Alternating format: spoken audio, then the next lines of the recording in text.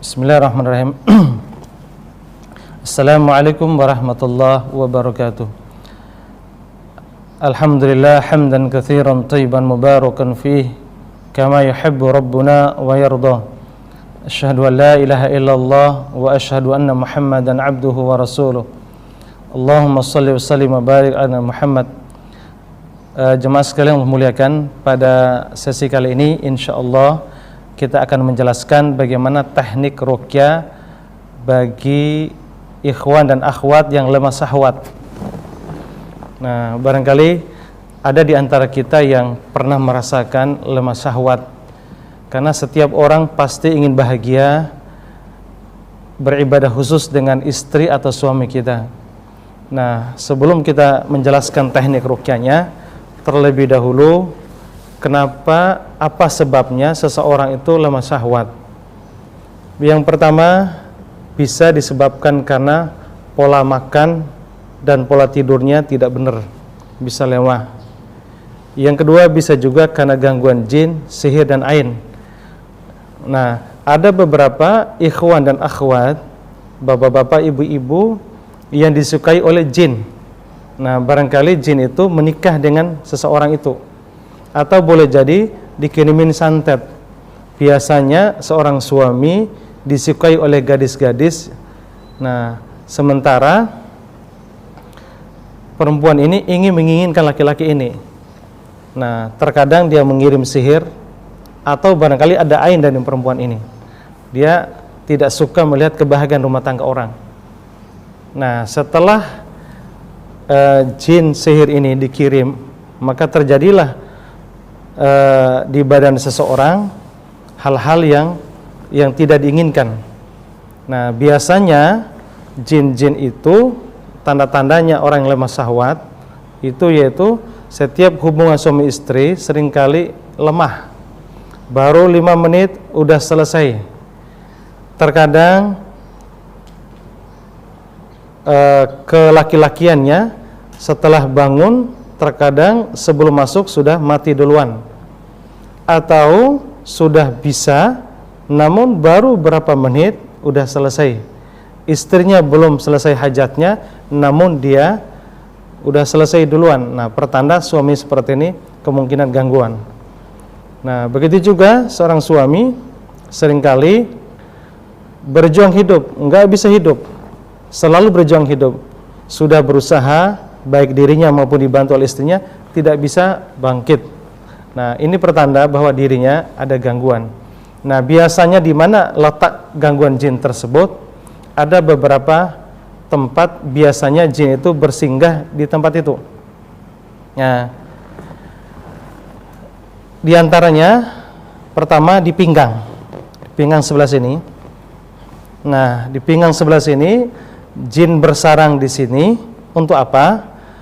Dia menguasai daerah pinggang, sehingga nanti aliran darah ke arah ke depan agak sulit. Nah, karena ditahan oleh si dan santet itu, sehingga lemah syahwat.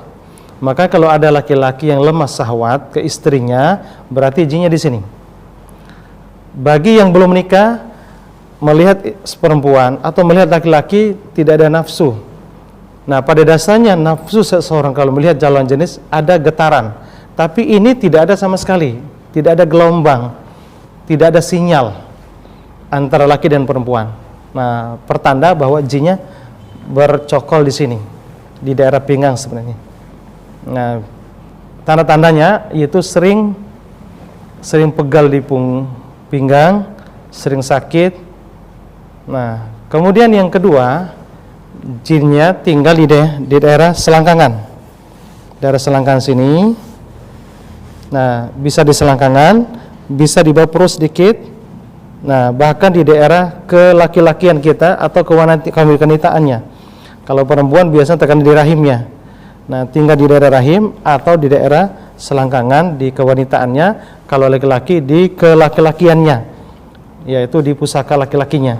Nah, tinggal di daerah, ibaratnya kita punya laki-laki seperti ini, dia tinggal di daerah sini, sehingga oksigen dan aliran darah ke laki-lakiannya, ke pusakanya tidak maksimal, sehingga setiap dekat dengan istrinya sulit untuk maksimal ereksi. Nah, namun anehnya ketika orang lain bukan istri, wah dia cepat tegang. Nah, ini pertanda orang ini gangguan jin.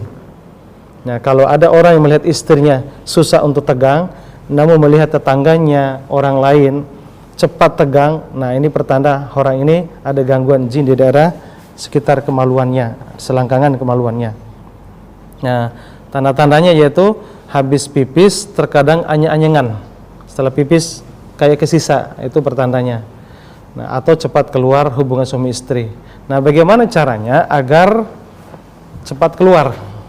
Ya, agar cepat keluar jin yang tinggal di daerah badan kita. Nah, teknik ruqyahnya bagaimana? Yang pertama, niat untuk meruqyah diri sendiri atau meruqyah orang lain. Yang kedua, yakin seyakinnya Allah memberikan kesembuhan. Yang ketiga, khusyuk konsentrasi. Tidak bisa sedang meruqyah itu sambilan, karena ruqyah itu bagaimana doa. Yang keempat, taubat kepada Allah. Nah, karena orang lemah syahwat itu bisa faktornya karena dosa, karena dia suka jajan. Nah, ini yang ingin menyebabkan lemah. Kan akibat dari dosa itu berapa saraf, ribuan saraf yang putus, yang lemah akibat daripada melakukan hubungan seksual di luar nikah. Nah, jin itu memanfaatkan, dia masuk di saat kondisi melakukan dosa. Nah, dia tinggal di daerah sini. Nah, bagaimana tekniknya tadi ruqyah? Nah, kemudian yang pertama bisa ruqyah campur air putih, dicampur bidara, ya bubuk bidara atau serbuk bidara boleh, atau daun langsung ditumbuk halus baru diaduk, dibacakan surat Al-Fatihah, bisa 7 kali, bisa kurang, bisa lebih.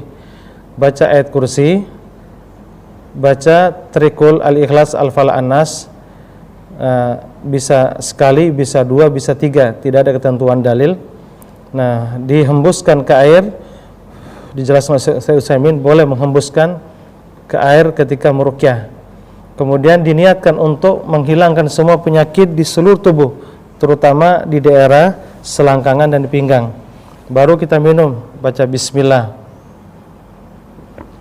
Lihat, minum lagi 2 kali atau 3 kali teguhkan. Ya, setelah minum baru kita lanjutkan dengan sebagaimana dalam Sahih Bukhari, Nabi SAW baca Al-Falaq, An-Nas di telapak tangan. Baca Al-Falaq, A'udzubillahi minasyaitonirrajim, bismillahirrahmanirrahim. Qul a'udzu birabbil falaq min syarri ma khalaq wa min syarri ghasiqin idza waqab wa min syarri naffatsati fil 'uqad wa min syarri hasidin idza hasad.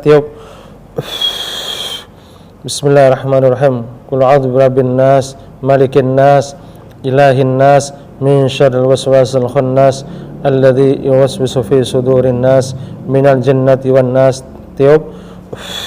Nah, kemudian kita usap di daerah pinggang sini, fokus pinggang. Terus pinggang, kalau sudah di pinggang, tarik, arahkan ke mulut, langsung ke arah sendawa atau muntah. Usap terus, atau ditepuk begini. Terus berulang-ulang, ditepuk, diusap di pinggang. Tarik sampai sendawa atau muntah. Berulang-ulang, bisa puluhan kali, terserah sesuai dengan kebutuhan. Nah, titik yang kedua adalah di daerah di bawah perut, daerah sini. Diusap dari sini. Bisa di lambung dulu, usap. Terus lambung dulu diusap. Nah, baru ditarik ke atas, sendawa atau muntah. Ya Allah, lepaskan semua gangguan jin, sihir dan ain yang ada kemaluan hamba, ya Allah. Ya Allah, lepaskan, ya Allah. Tarik, arahkan ke mulut, sendawa. Bisa sendawa, bisa muntah, terus berulang, diulang-ulang, diusap. Nah, setelah diusap, nah itu pertama, bisa sendawa atau muntah. Teknik yang kedua yaitu diusap, didorong, arahkan ke pipis. Bagi perempuan atau laki sama. Nah, usap, arahkan ke arah kemaluan agar nanti bisa lebih pipis. Nah, Anda sebutkan ya aduallah ukhruj, wahai musuh Allah keluar dari tubuh saya. Harus ada bahasa keluar. Kemudian kedua, ayo keluar lewat sendawa, nanti bisa sendawa. Keluar lewat muntah, terkadang bisa lewat muntah. Kemudian kita ucapkan ketika mengusap ke arah kemaluan, kita sebutkan ukhruj ya aduallah, keluar wahai musuh Allah, keluar lewat pipis, keluar lewat kencing. Nah, arah lewat kencing. Terus, nah, keluar lewat kencing, terus diusap gini. Nah, di daerah-daerah sini diusap. Nah, nanti bisa terkadang mau pipis, tapi harus berulang-ulang, tekan di sini. Nanti bisa lancar. Baik yang ya haidnya sakit sama, begitu juga yang lemah syahwat tadi di daerah sini. Nah, atau bisa dorong ke bawah sampai ke ujung kaki. Sampai ke ujung kaki, terus berulang-ulang. Lakukan seseringan mungkin. Lakukan seseringan mungkin dalam masalah ini. Barangkali itu saja yang perlu kita sampaikan. Wallahu taala alam. Aqulu qouli hadza nasradim. Mudah-mudahan video singkat ini bermanfaat buat diri saya dan kepada kaum muslimin semuanya. Mohon nanti di-share ke yang lain agar yang lain bisa mendapatkan istifadah. Maksudnya mendapatkan manfaat. Barangkali ada yang seperti itu. Wallahu taala alam. Assalamualaikum warahmatullahi wabarakatuh.